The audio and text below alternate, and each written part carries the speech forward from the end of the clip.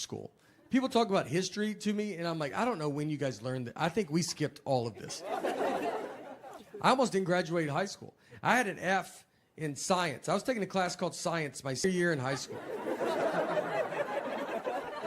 I mean, I had an F, and my dad went and talked to the teacher and just said, look, just give him a D. He's not going to do science stuff. And the teacher agreed to it. She was that confident I wouldn't touch the science world. We took ACTs, and I got a 17 on it. And if you don't ACTs, I mean, 18 is, they're like, that's not good, man, but you made it. 17, they're like, are you enrolled in this school? Like, what are you doing?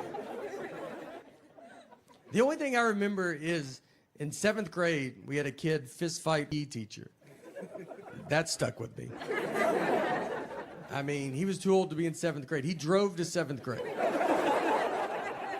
If you're a 7th grade teacher and one of the kids drives, you just know you got to fight that kid one day. Like, I mean, it's just happening. Like I think what I saw growing up, I mean, we would go watch, my dad's a magician. So we would go watch my dad do magic at the Wilson County Fair, which county fairs are great. If you've never, they're still going, I don't think the government knows about them, but I mean, we ride these rides that were on the interstate an hour ago.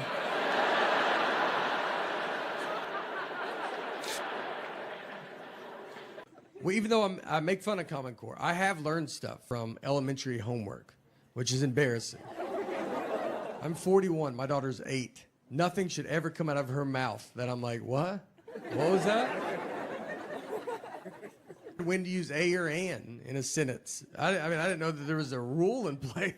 I thought you felt it out, you know? You just go, that feels right, and that's what you do.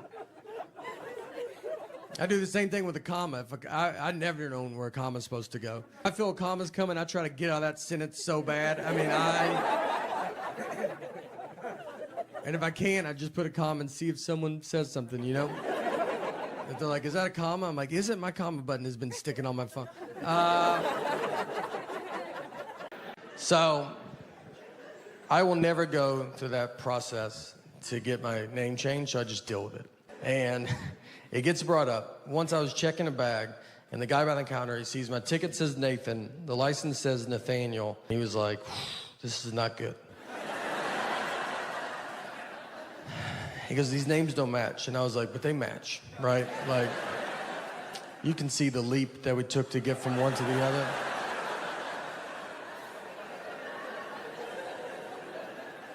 He was like, but they're not the same. I was like, but they're the same. And I'm realizing he cannot find out people call me Nate at that point because, I mean, he can't handle that. I'm gonna call the police over to be like, there's a guy with 3 names trying to fly right here.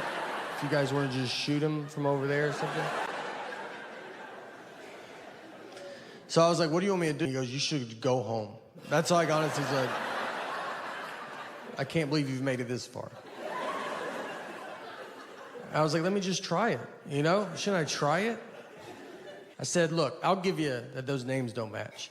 But what I think is going to help a ton is the picture on the ID. Something that I've always loved that they did. And I think with 70% of that name matching and 100% face, 170%, I think I'll get through. And this is what he told me. This is honestly what he said. He goes, look, man, I get it, all right? He's trying to relate to me. And he was like, my name's Joseph. That's what's on my license.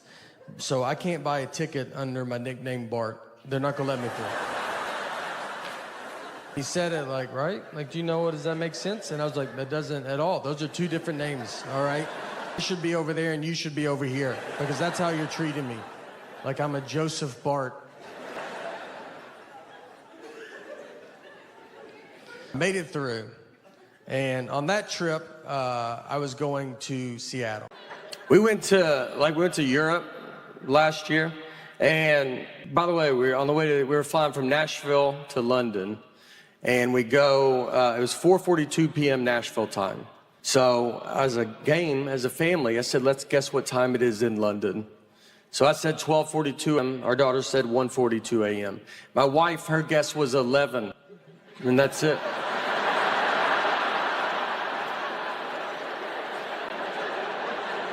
Yeah, she didn't say the 42. And I was like, just say the 42. And she goes, you know what I mean. I go, I know, but just show her daughter you know what a normal person would say. That started a pretty big fight.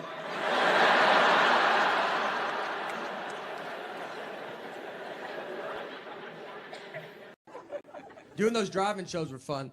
They were, you're at a drive-in movie theater. What's hard is when people want to leave early. If they don't like your act, I mean, you just see headlights hit you in the face. And he's just like, and just kind of backs up. And you're like, all right, there goes that guy. I did one Zoom show, and it was just, it's just your face on it. And right before we get started, I just hear someone say, I don't know, it's some stupid comedy thing. And it's just... What's that? What'd she say? Just helicopters all day. That's an outside show. The next special is LAX. It's gonna be a good time.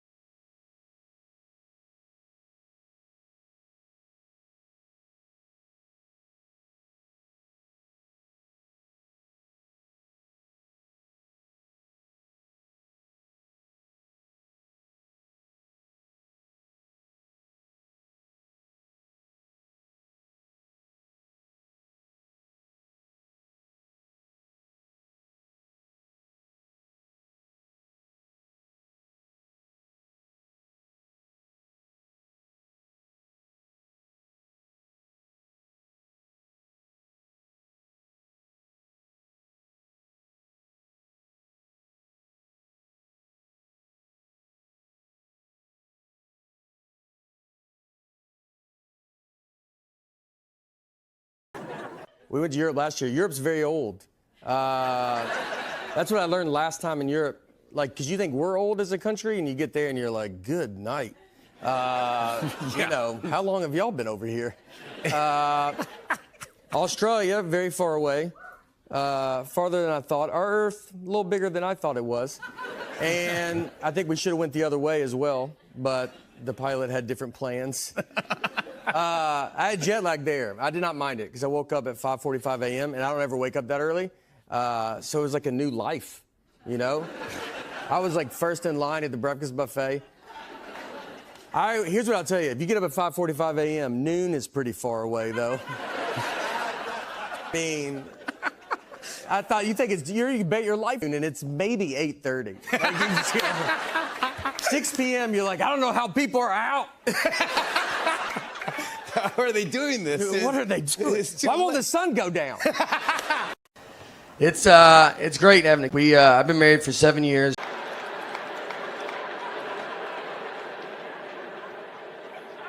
I don't read. Yeah, and I think that matters. Reading is the key to smart, I believe. And I don't do it. I think it's caught up to me. I want to do it. I like the idea of reading. I even buy books. But these books are the most words. And it's every book. You just open it and you're like, what are you talking about? And they don't let up. Every page, just more words. How about you put some blank pages in there?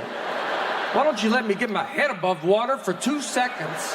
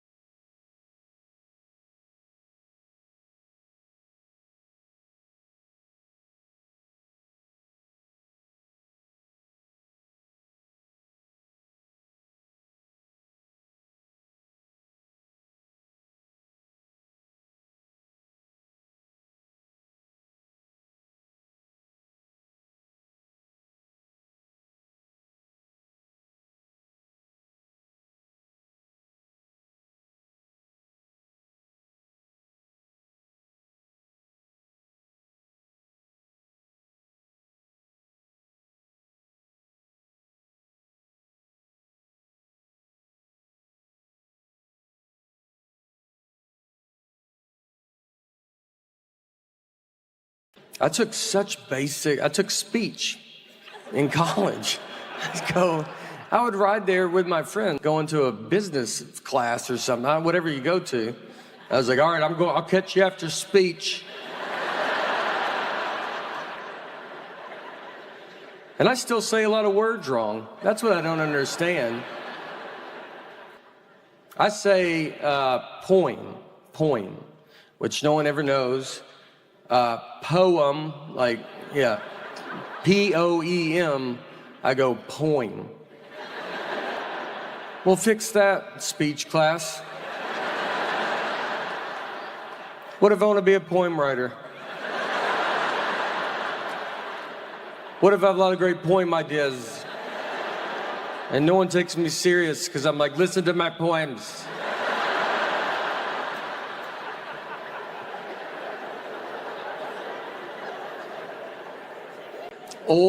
I say super southern one, oil.